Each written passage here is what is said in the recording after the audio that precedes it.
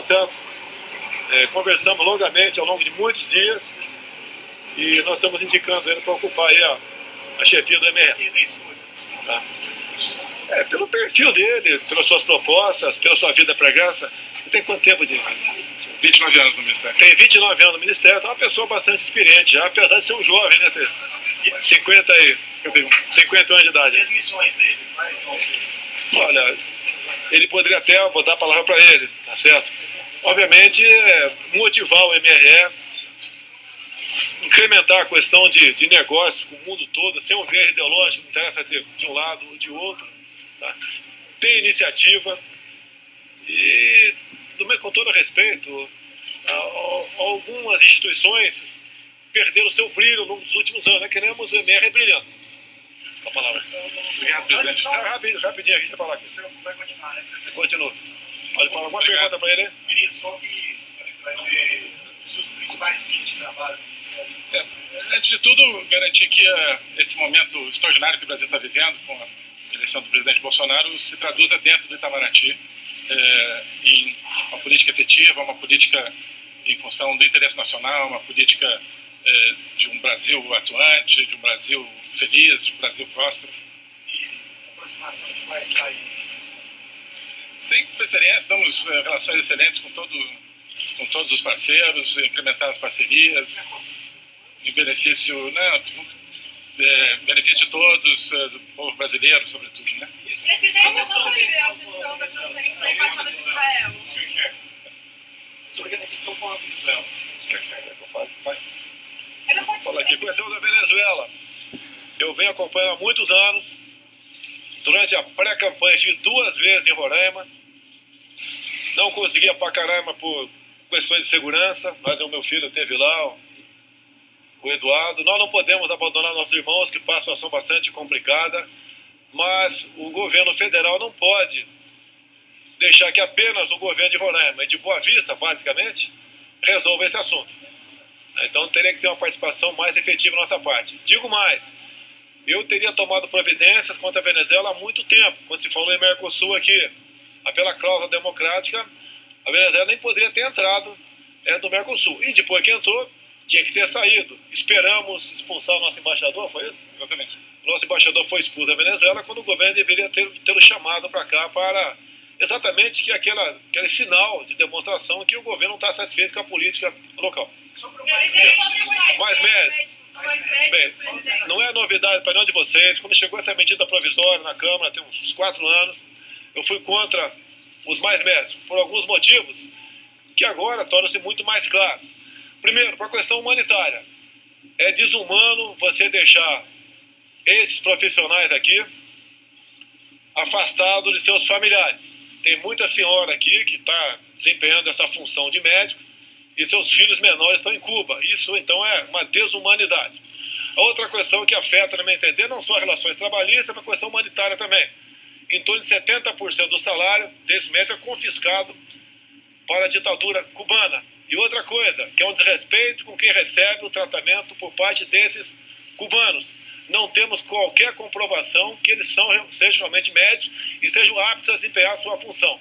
Agora, a decisão de suspender isso foi unilateral por parte do governo da ditadura cubana. Como é que você vê a relação pública, presidente? Pode ser uma saúde pública, já são 11 mil médicos. Olha só. O senhor vai convidá-los a permanecer no Brasil? Não vou convidá-los não, tá ok? Eu não jamais faria um acordo com Cuba nesses termos. Isso é trabalho escravo, não é nem análise de escravidão, trabalho escravo. Não poderia compactar com isso aí. Eu sou democrata, diferentemente do governo PT, e foi renovado esse contrato aqui no governo Temer. Eu não sei se tem alguma cláusula nesse novo contrato da denúncia por uma das partes, se tem alguma sanção no tocante a isso. Se nós tivéssemos suspendido de forma unilateral, com toda certeza teria uma cláusula para nós cumprirmos aí. Agora, o que eu quero é o tratamento humanitário para os cubanos que estão aqui e bem como para aqueles que são atendidos, os pacientes.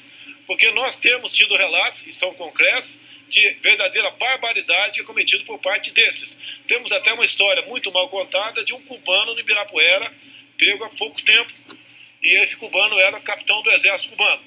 Então essas pessoas não podem continuar existindo no Brasil. E mais ainda, vocês da imprensa devem ter tido notícia, há 4 anos, quando chegou a medida provisória, que o governo do PT anunciou, né, que caso alguém pedisse asilo aqui, seria deportado. Seria deportado.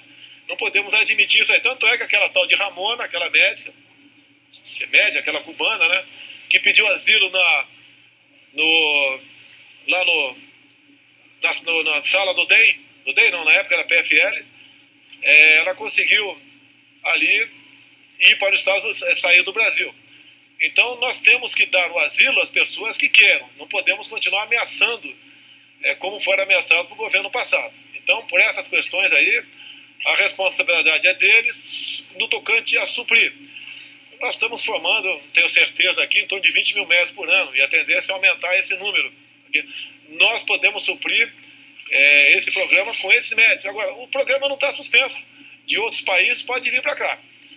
E a partir de janeiro, nós pretendemos, logicamente, dar uma satisfação a essas populações que são desassistidas dessa forma. Qualquer profissional lá de saúde trabalhando no Brasil, em passando para a decisão nossa, nós exigiremos uma prova de que eles realmente são competentes, conhecida aqui essa prova como revalida. Olha só, se esses médicos fossem bons profissionais, estariam ocupando ali o quadro de médicos nossos que atendia o governo Dilma no passado. E não é dessa forma. Vocês mesmos, eu duvido quem queira ser atendido pelos cubanos, porque não temos qualquer comprovação que eles sejam cubanos. Se fizerem o revalida, salário integral, poder trazer a família, eu topo continuar com o programa. Então o programa acaba? Se você não aceitaria trabalhar nesse regime que estão trabalhando aqui, longe da família, de filhos, salário confiscado. Então essas questões, no meu entender, são cruciais, tá certo? Para que a gente possa ter outros profissionais de outros países aqui dentro. Existe alguma possibilidade do Temer ou próprio Elisa Luiz terem algum cargo aí no Ministério das Relações Exteriores? Não tenho conversação nenhuma com nenhum integrante do governo para conseguir uma embaixada fora do Brasil ou ocupar ministério. Não temos nenhuma conversação nesse sentido, tá certo? Quem estiver devendo para a justiça não terá a mínima chance de continuar no governo meu. Quem não estiver devendo pode até conversar. Eu já respondi essa pergunta a você. Nós vamos, olha só, eu entendo que quem decide onde é a capital do seu país é o seu governo. E assim sendo, se o Brasil hoje fosse abrir, por exemplo, abrir embaixada em Israel, seria Tel Aviv ou Jerusalém. Com toda certeza seria Jerusalém. Nós temos no Brasil todo tipo de gente aqui, vivemos perfeita harmonia. Agora, a independência do governo brasileiro tem que ser respeitada em qualquer lugar. Isso vai ser transferido onde está em Tel Aviv. Quando eu assumir em janeiro, você vai ter essa resposta. E tenho certeza que você vai fazer uma boa matéria sobre ela. Você está conversando com a Viviane Sena, presidente? Com quem? Estava conversando. Estamos atrás do ministro da Educação. Não quer dizer que vai sair de uma orientação dela, uma sugestão dela. Alguém está do seu lado, nada está garantido tocante a isso. E nós queremos um ministro da Educação que realmente seja bastante ativo. Por quê? Há um aparelhamento enorme na educação. E a prova disso, né? As provas do PISA. Estamos em último lugar, nos últimos lugares aqui no Brasil. É uma vergonha isso aí. 200 universidades melhores do mundo. Não tem nenhuma brasileira. Nós não queremos formar militantes. Algumas universidades são bem-vindas, formam bons profissionais. Mas não está sendo essa a regra geral de formarmos bons profissionais através dessas universidades. Não, está sendo conversado ainda. Não temos. Pretendo até o dia 30 desse mês ter todos os nomes definidos para ocupar o primeiro escalão do governo. Da asilo? Se eu for presidente, o cubano que quiser pedir asilo aqui vai ter.